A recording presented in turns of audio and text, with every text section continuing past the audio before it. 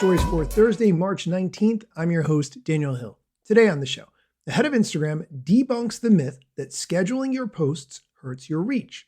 Additionally, Instagram adds the ability to pause reels while you're watching them and adds the ability to customize your voice inside voice memos when you send them to someone else inside the Instagram DMs. Additionally, Ashley Coffey and I talk some AI news. Meta has added a new feature to Facebook that I think is incredibly relevant in today's age, and I really like it. I might say it's the first good AI feature that Meta's rolled out, in my opinion.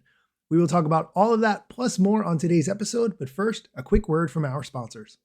Welcome back. All right, let's start with the news. First, Instagram has added the ability to pause reels.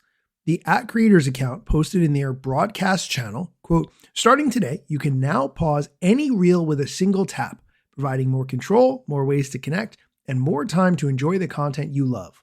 With this change, users will see the mute option after tapping to pause.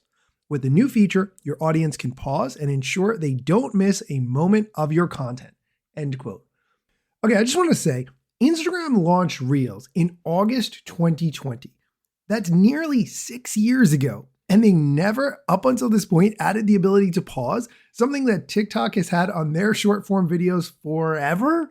Crazy to me. Glad the Instagram team finally implemented that. All right, moving on to the next piece of news. The head of Instagram announced in his broadcast channel that they've added voice effects to voice memos inside the Instagram DMs. I was not able to download a high quality version of this clip, so I apologize. Here is the not great quality. Last week we launched new voice filters in DMs. Just go to a one-on-one or group chat, click on the microphone icon, and then you can record your message. Then you can tap the icon with the 3 lines in the center bottom of the screen, and then you can select a voice effect. There's all sorts of fun ones there to try out. Just ways to make your voice messages a bit more fun and creative. Check it out. Okay, so I just made a quick voice memo to test it out. And when you tap on the button that Adam is describing, it says, "Get creative with voice filters." Now you can transform how you sound in voice messages. Choose the perfect voice to make your conversations more memorable. And then you can tap the try it button. The options are original, demon, robot, alien, chipmunk, underwater, stadium, fishbowl, wobble, pirate, and auto-tune. Moving on to the next piece of news, Instagram announced that they will no longer support end-to-end encrypted messages inside the DMs starting May 8th. Meta spokesperson Dina Lucci says the platform is discontinuing the feature because very few people are using end-to-end encryption in their DMs.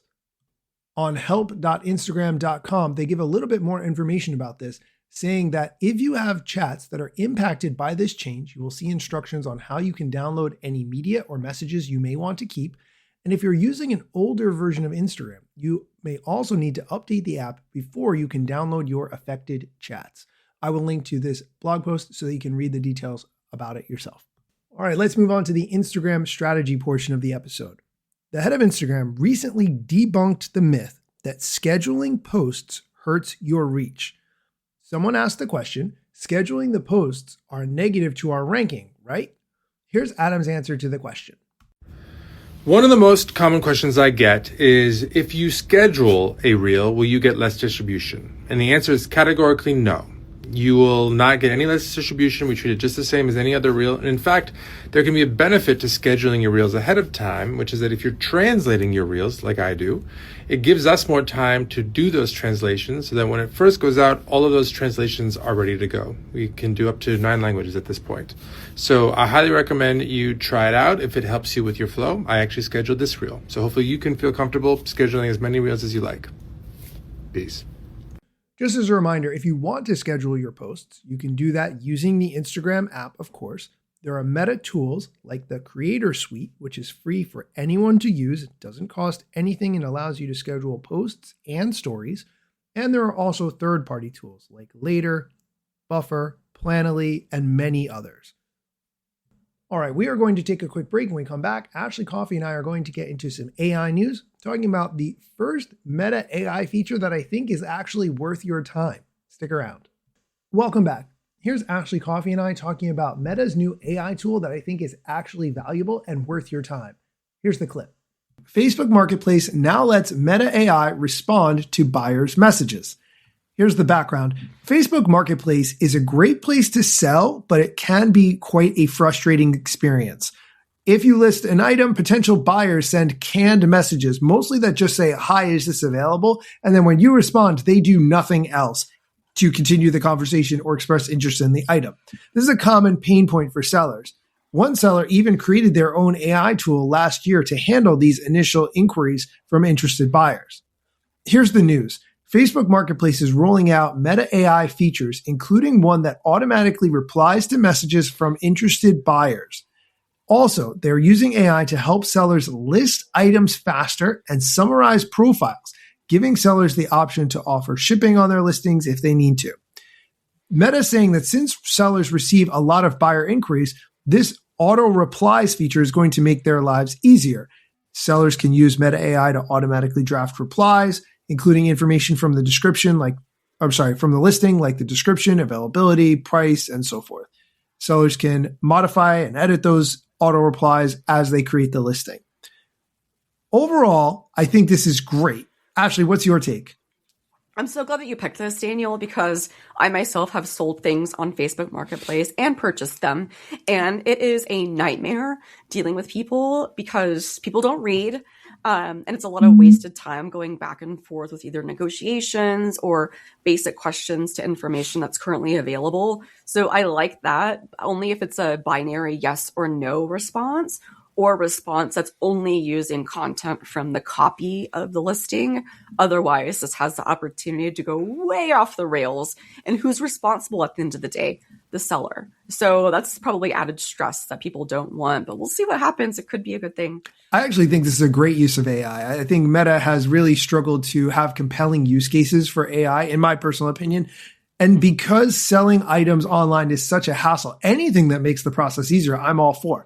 I have sold items on Facebook Marketplace using this AI tool, and it makes it much easier. I don't have to respond to every single message that I get. If the person asks, "Hey, is it available?" Yes, it is, because you still see the listing. Is the price negotiable? No, it's not, because I wrote in the description, it's not negotiable. So I think that level, whatever can be done to make things easier, I'm all for. But I think eBay is the ones who really need to watch their back right now. I think eBay needs to bring something new and fresh to the table really quickly. Otherwise, Facebook Marketplace has clear advantages over eBay. 1,000%, especially. I mean, I was using eBay in 2008, and I can tell you, oh my gosh, the fees are so different. It is almost not even profitable to sell things on eBay anymore because of the fees that they've created. It is very challenging. And that's the thing about Facebook Marketplace. If you meet in person, right, you can take cash from the person, or if you want, you feel comfortable, take Venmo or Zelle, and you don't have to pay Facebook anything for that privilege. So I do think that is a huge win in the Facebook Marketplace column. But you do have to meet people in person. You have to either go to the Starbucks or the Dunkin' Donuts or meet at the police station, whatever you feel comfortable to do with. So there is a level of, risk there. But yes, looking to see more smart things like that from the Facebook team. Me too. We'll see what happens there. Okay, I'm going to stop it there. But if you would like to hear the rest of my discussion with Ashley, where we get into AI news that you should know about, look for the podcast AI News You Should Know About wherever you get podcasts. That is going to do it for today's episode. As always, thank you for listening, and be sure to come back next time for more social media news, strategy, and other things you need to know. Let's get it. The year was 2013. You posted your first pic, and you're glad your post got seen. Your friends liked it too, but what you didn't know is what posting on that platform would do. Taking all your time and attention, doom scrolling. Also, let me mention, you gotta post on every platform, putting content on every set just to conform. Likes gave you validation and you got hooked. Now engagement is down, you feeling overlooked. Hey, keep coming back for more podcasts. And find me on Instagram at Daniel Hill Media.